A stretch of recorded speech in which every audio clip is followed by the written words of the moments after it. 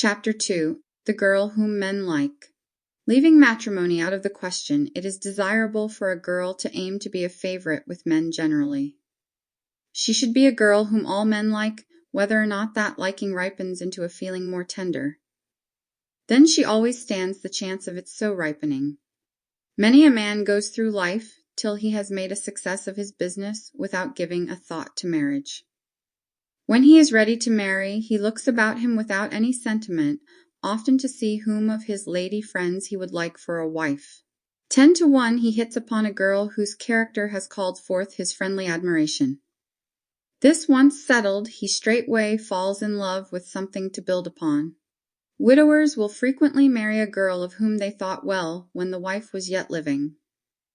Mere beauty counts for less in the long run than is generally supposed.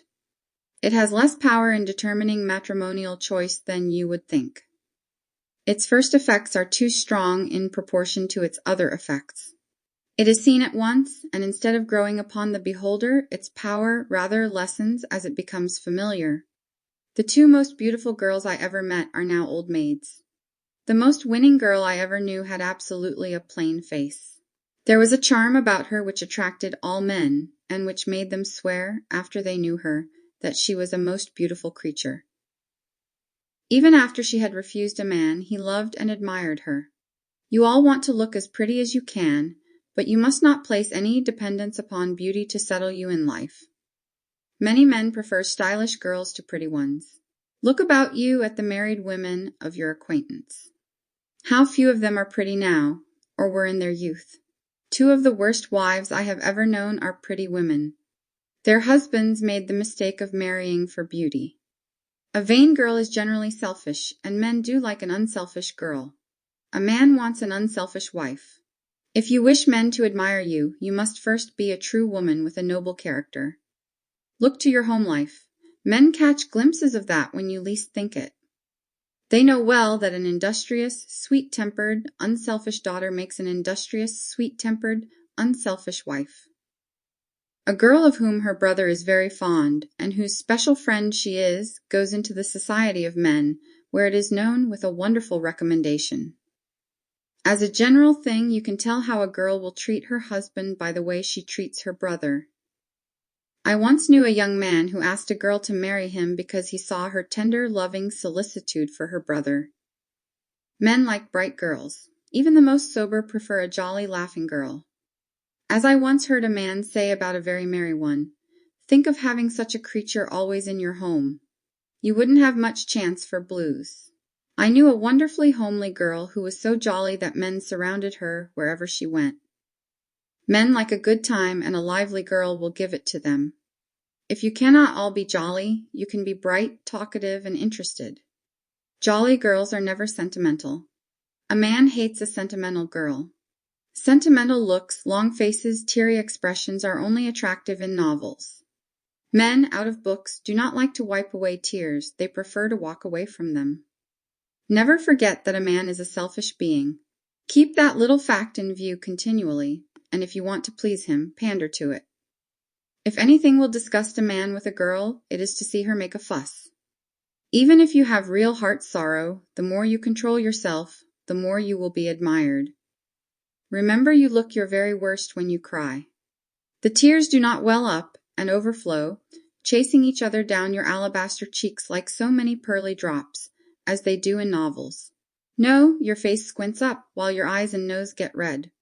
Instead of being attractive, unless the man for whose benefit you have gotten up this scene loves you, he will walk away. It is manlike to walk off at the first sign of a storm and to avoid everything uncomfortable. Bear that in mind.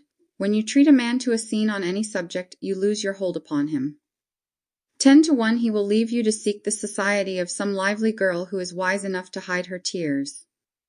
A man likes a sensible girl. He likes real good common sense. Nothing is more trying than an unreasonable woman, and a man will not have anything to do with her when he does not have to do so. He may be politely pleasant to her, but he does not care to have her for his wife. To be sure, plenty of unreasonable, trying women are wives. They had the faculty of hiding their real character before the binding vows were spoken. It is better to have nothing to hide. Be your honest, true self always. If you are naturally endowed with common sense, try to cultivate it. Learn to be reasonable and try not to be governed by your feelings. A man never cares for a girl whose feelings and not duty are her guide.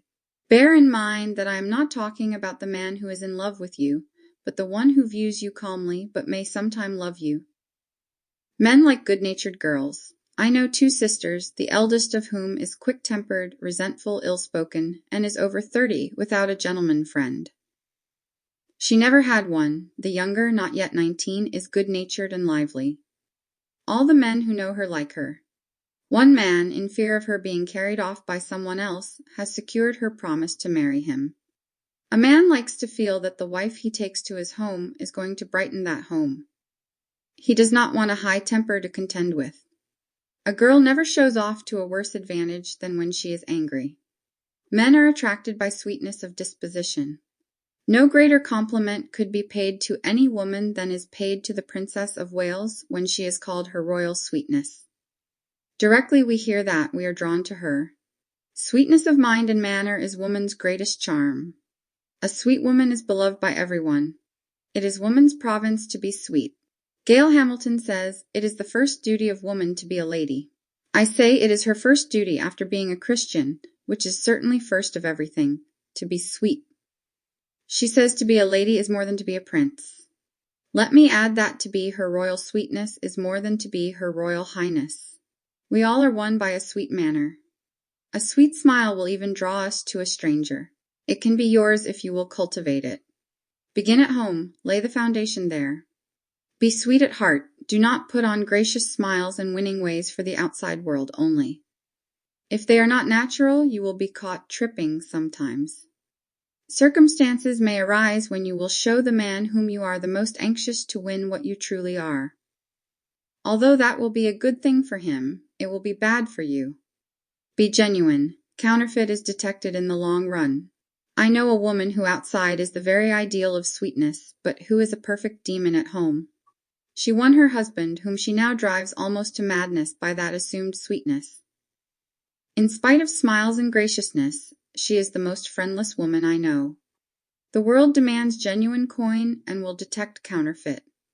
So begin at home to be sweet, and unconsciously it will become your natural manner. You will not have to assume it, it will be your own. A girl may be more than plain, even homely, but if her manners are gentle, her voice sweet and low, her bearing womanly, her power is wonderful. A charming smile unlocks many a door which is barred to a stiff, ungracious manner. A charming smile warms everyone it greets. It is particularly winning to a man. It has in it a welcome which fascinates him and brings him to you again. A gracious, sweet manner is of more account in winning your way with the sterner sex than millions. More girls are married for their sweetness than for their money. A charming, bright greeting will sometimes engage a man's interest or attention on the spot. Be courteous at all times. Be courteous under all circumstances, even the most trying, in your family, among friends, and with strangers. I remember it was said of a sweet girl at school, she would be polite to Satan himself if he came to her room. I almost believe it. I once heard a truly sweet girl say I was so provoked. When another girl broke in, I don't believe that. Anyone knows that you cannot get provoked. Sensible men like an economical girl. A man does not want to feel that after marriage all his money, especially if he does not have much of it, is going to be wasted. Men like healthy girls. A man hates to hear a woman complain. He is not sympathetic. Men rarely are, but then you must take them as you find them, not as you would have them. Just there lies the secret of some girls' failure to attract. They have no patience with a man's imperfections, and are unwise enough to allow him to see that they have discovered them. Men like girls who are hearty, and who have a hearty interest in things. A real live girl is always a favorite. A man avoids a sentimental girl. Do not quote poetry. Do not look languishing. Do not model your conduct after the heroines of novels. Study real life and be real. Do not expect anything to occur to you as it does to girls in novels. It never will. Do not exact too much attention. A man hates to give it where it is exacted, even when it is your right. It is their way to pay it only when they feel like doing so. A man never wants to be controlled. Before he is in love, he is particularly alive to any effort to do so. When he is in love, he is more blind to it, but even then it is not well to press it. To be thoroughly attractive, you must have a great deal of tact. Tact has been called the supremest weapon in a woman's hands. Without it, she is helpless. With it, she is powerful. Tact will enable you to see just what to do, how to do it, what to say, and how to say it. Men are not all alike. What will please one may not please another. They are all built on the same general plan, however, and if you know one well, you know pretty much all there is to be known about the whole sex. Yet different lines of conduct are to be pursued with different men. A girl with tact grasps this in a moment. Indeed, she grasps the situation every time and pleases every time. You must understand man nature. You can learn a great deal of it from your brother. Let me tell you, too, that if girls would more frequently advise with their brothers, they would get along 100-fold better. A brother can give you an insight into other men, and at the same time look after your interests. You will rarely fail to go right and to do right, if you will make him your confidant. Find out what he likes, and you will know what other men like. If you would be attractive, you must hide your feelings. I know of no time at home or abroad when it is well to show your real feelings if they are disagreeable. Bear in mind that I do not lay down a code of laws to be practiced only abroad regardless of your home life. Let the first man upon whom you try your winning arts be your father. Make him sure that you are the most perfect of girls. Then try your brothers. As the most lovely of daughters and sisters, you will be real when you are attracting other men by your winning manners. A man likes a girl who is read up, at least in the news of the day. He does not want to be instructed, and he never likes a girl who knows better than he does about things. If even you are sure he is wrong, do not correct him. That would be a wound to his vanity, which is itself a fatal thing to do. If you are better educated than he is, do not let him know it. Appear to receive instruction, and let your knowledge be a sort of cushion for his. Be interested in what he talks about and willing to learn. Give him your full attention when he talks to you. It is a lack of tact that makes a girl show a want of interest. It is a lack of tact, too, that makes a girl let a man see what a good opinion she has of herself, when she ought to be showing him what a good opinion she has of him. It is very well to have it settled in your own mind just what you are, and what your attractions are, but do not let any know of that opinion. It is well to have a good opinion of yourself. It will give you an ease in society and a confidence to go ahead and win. Be sure, however, that you are worthy of that opinion. Be sure that you are not deceiving even yourself. Never allow a man to sacrifice his comfort for you. If he is rude enough even to ask to smoke in your presence, with your sweetest smile give him permission to do so. Promote his comfort in every possible way. They notice these things and like such attentions. Do not feel it your right always to have the best of everything and he the worst. Decline to accept the sacrifices that he as a gentleman will insist upon making. Some girls will heedlessly accept anything with a sort of blind, gross selfishness.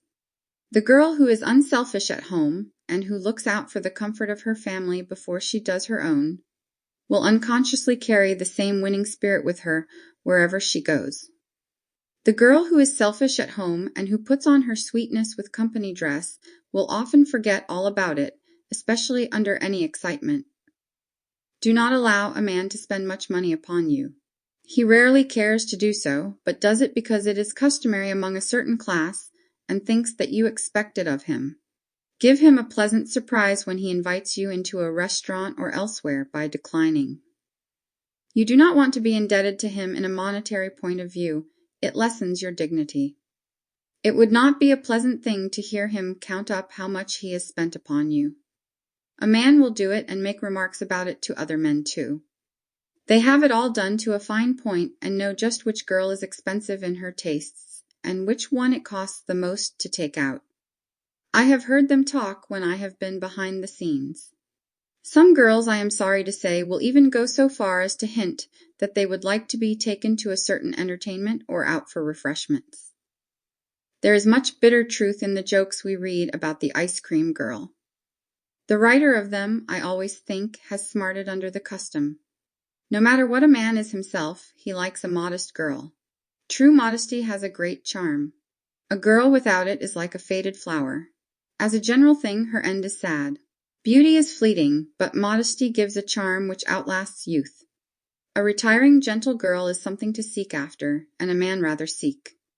A bold girl may receive more attentions from a certain class of men, but less love in the long run. That certain class of men you want to avoid instead of seeking to attract them. The real gentleman, the kind for whose attentions you care, never wants anything to do with a bold, loud girl. The loud girl is never a lady. Cultivate a low, sweet voice at all times. Abjure slang and chewing gum. Of the two evils I do not know which is the worst, but I do know that no true lady is addicted to either. Men like large-minded, large-hearted girls. They like girls who have no envy in their nature, who can be fair and just even to a rival, who will see good in everyone, and speak of that instead of the evil. If you meet a girl whom you feel is your superior, emulate her, try to become all she is. At the same time, be large enough to acknowledge her excellence. Your very humility and sweet praise of her will be a winning grace. 10 to 1, the man will think how sweet you are instead of seeing the excellent traits you point out in her. Bitter, narrow-minded girls have an idea they can bring a superior girl down to their level by casting mud at her. It is a species of mud that always flies back, with a sort of a double back-action arrangement, and does all the harm to the thrower. In the first place, it is not Christ-like to speak unkindly of anyone. In the second, men hate to hear it. It is only a weak one who will join in with you. In the third place, it is so small and tells so plainly that you are narrow, envious, inferior. Instead of trying to pull a girl down, always try to climb up beyond her heights. Be large enough to discern and acknowledge whatever good you see in anyone. Be charitable to the wrongdoings of your friends. Never mention the plainly seen faults of another girl. In this evil world, be as though you saw no evil. Be pure. To the pure, all things are pure. Let all things and all people be pure in your sight. Make yourself worth having, and men will want to have you. Strive to cultivate a true womanliness and to become an efficient person. Be a girl who can help herself, who is not ignorant of work or too lazy to do it. Do not be a mere toy whom men will flirt with and then drop when they want to marry a woman who will be a helpmeet. Sensible men do not want to marry a bundle of nothing for a wife. When they are cheated into doing so, they repent it all their lives. You do not want to think that the man whom you will marry is going to repent the act. I know I would rather die on my wedding day. I think that if a man to whom I was married should hint by word or deed of such a repentance, I would feel that my life was a complete failure, and should want to go out of it then and there. Be accomplished and brilliant if possible, but above all things prepare yourself to be a helpmeet for a man. Men like talents in a girl, especially music, but a man likes to have his wife know how to keep house. Learn that. Learn to make all sorts of garments and to cook even if you are wealthy.